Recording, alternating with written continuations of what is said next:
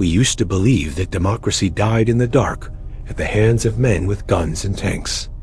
But today, the most dangerous threats to our freedom don't come from military barracks. They emerge from the ballot box, the courtroom, and the social media feed. From the dark towers of high finance to the clerks who sell alternative realities, the new autocrats are not destroying the law, they are using the law to kill the law. Is our democracy a fortress, or a house hollowed out by termites that looks sturdy until the very moment it collapses? Today, we investigate the global playbook for buying democracy.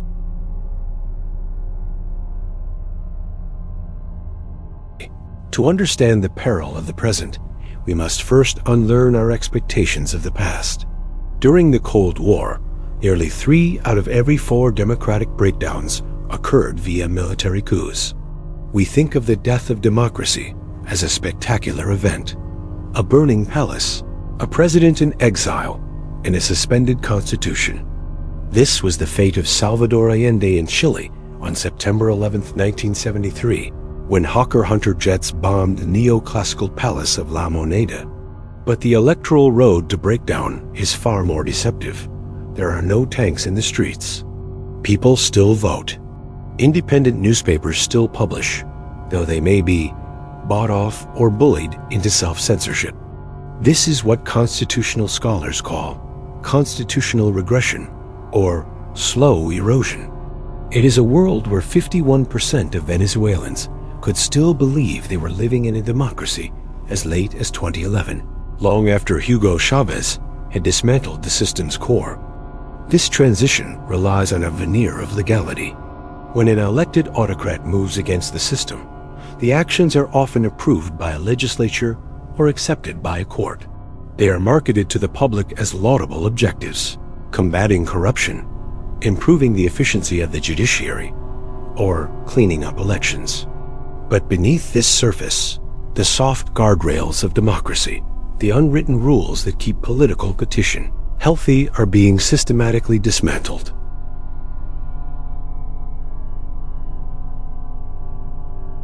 The first move in the modern authoritarianist manual is what Levitsky and Ziblatt call capturing the referees. In any democracy, neutral agencies, the judiciary, law enforcement, and intelligence services act as the arbiters of the political game. To an aspiring autocrat, these are obstacles to be weaponized. Consider the case of Peru under Alberto Fujimori. His intelligence advisor, Vladimir Montesinos, didn't just bribe judges. He built a black box of control. He maintained a staggering number of prosecutors and Supreme Court justices on a secret payroll, delivering cash to their homes in the shadows while the system appeared normal on the surface. He even videotaped these encounters to ensure absolute loyalty through blackmail. This weaponization isn't always so lurid. Often, it takes the form of constitutional hardball, the use of legal prerogatives to their absolute limit to gain a decisive advantage. We saw this in the United States in early 2016, following the death of Supreme Court Justice Antonin Scalia. Within minutes of the news, the Senate leadership declared that the vacancy should not be filled until a new president was elected, a move that broke with over a century of precedent and left the court in a state of political limbo. By packing judiciaries and ensuring that the referees are partisans, autocrats create a shield against constitutional challenges and a legal weapon with which to assault their rivals. As seen in Malaysia with Mahathir Mohamad or in Argentina under Juan Perón, a packed court ensures that opposition leaders can be arrested on trumped-up charges with no hope of a fair hearing.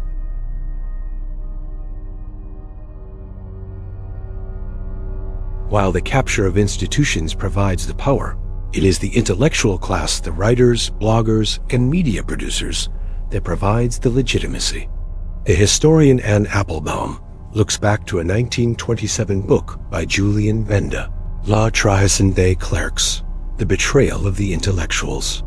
Benda observed that authoritarians cannot succeed without the clerks, the people who use sophisticated legal language to argue that breaking the law is the right thing to do.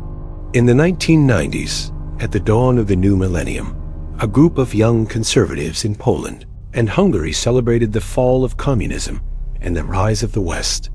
But 2 decades later, that group has split profoundly.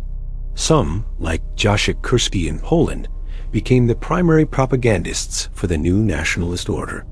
Kurski famously took over Polish state television, firing respected journalists and replacing them with party hacks who ran straightforward ruling party propaganda. Under this new regime, the media doesn't just inform. It carries out vicious, repetitive campaigns against the perceived enemies of the people. In Gdansk, this rhetoric became lethal when a criminal, radicalized by state television reports, assassinated the popular mayor, Paweł Adamowicz, on a public stage in 2019. Why do these intellectuals, men and women with expensive Western educations, turn against the very liberal democracy they once helped build? Applebaum suggests it is often a frame of mind, a combination of resentment and restorative nostalgia. They feel they haven't been rewarded enough by the meritocracy. They seek a system where loyalty to the party matters more than competence or expertise. They trade the harmony of the world for a cacophony of sounds that they alone can control.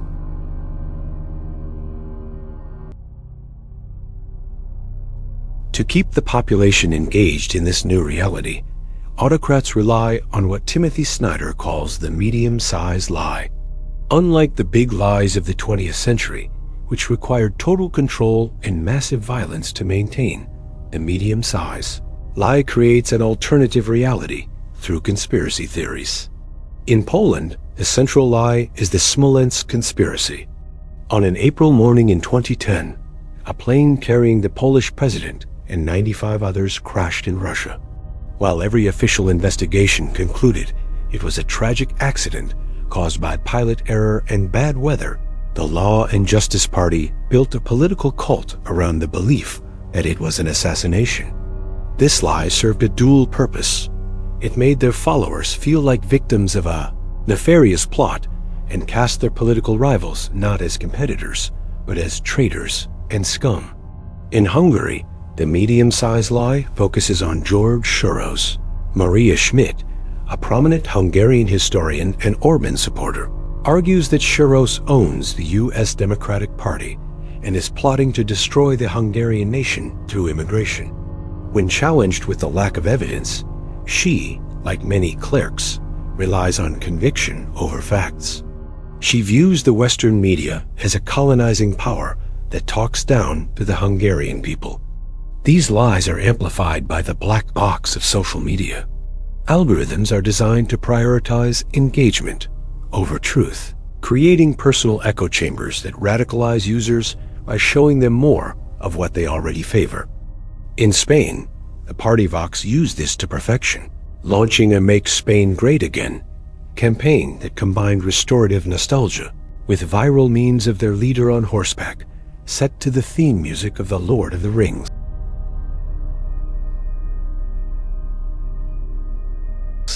However, the architecture of autocracy requires more than just words and memes. It requires cold, hard cash. This brings us to the dark towers of high finance. For decades, Donald Trump was viewed as a deadbeat by the major banks of Wall Street. But one bank stayed with him when others fled: Deutsche Bank. Deutsche Bank became Trump's chief financial enabler, providing hundreds of millions in loans even after he had defaulted on his debts and sued the bank, claiming the 2008 financial crisis was an act of God. Why would a bank take such a risk? Internal documents reveal a profound schism. While the bank's investment arm wanted nothing to do with him, the private bank, led by Rosemary Vrablic, was practically throwing money at him to gain the splashy publicity of his brand. The bank's internal audits showed that while Trump claimed a net worth of $3 billion, their private assessment found he was only worth roughly $788 million. They weren't betting on his assets. They were betting on his status as a VIP. This relationship gave Trump the financial lifeblood needed to maintain the image of success that would ultimately propel him to the presidency. This financial enabling is tied to a borderless world called Moneyland. It is a virtual nation where the laws of your home country stop applying. In Moneyland, if you are rich enough, you can buy a new citizenship in Cyprus or St. Kitts to escape taxes or travel without a visa. You can use shell companies in Nevada or the British Virgin Islands to hide stolen wealth from your own citizens.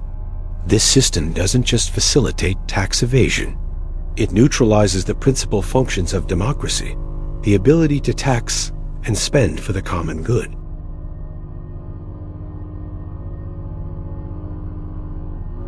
How do we know when a democracy is truly in danger? Levitsky and Ziblatt propose a litmus test based on 4 key warning signs. Rejection of the democratic rules of the game. This includes suggesting the use of extra-constitutional means or attempting to undermine the legitimacy of elections. Denial of the legitimacy of political opponents. This involves describing rivals as subversive, criminal, or an existential threat. Toleration or encouragement of violence. This is marked by ties to armed militias or refusal to unambiguously condemn mob attacks on opponents. Readiness to curtail civil liberties. This includes threats to use the law to punish unfriendly media or critics. In the 2016 U.S. election, for the first time in American history, a major party candidate met all 4 criteria. Trump branded his rival a criminal who has to go to jail, encouraged supporters to get him out at rallies, and threatened to open up libel laws to sue the media. But the problem is bigger than one man. It is a systemic unraveling of norms that began in the 1980s and 90s. It is fueled by extreme partisan polarization over race and culture, existential conflict that makes mutual toleration between political parties almost impossible. When one side views the other not as a competitor, but as a threat to their way of life, they become willing to fight dirty and abandon the very rules that keep democracy alive.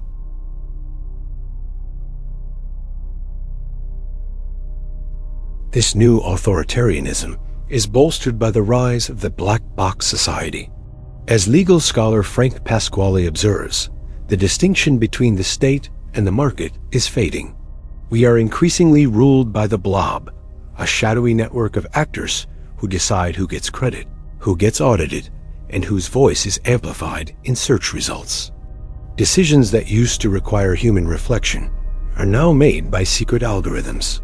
These black boxes can crunch big data to identify ordinary behavior and flag anything or anyone who diverges from the norm. To the software, a person could be a threat or a bad credit risk based on logic that no human can explain or defend. This creates what Pasquale calls the one-way mirror. Pasquale. The powerful corporations and government agencies can see everything we do, our searches, our purchases, our medical records, but we can see nothing of what they do. Their proprietary methods are protected by law, while our privacy is treated as a perquisite that can be discarded in the name of efficiency or security. In this environment, the medium-sized lie thrives because the truth itself is hidden within a black box. If we don't know how decisions are made, we are left to guess, and we are easily manipulated by those who claim to have the secret to our salvation.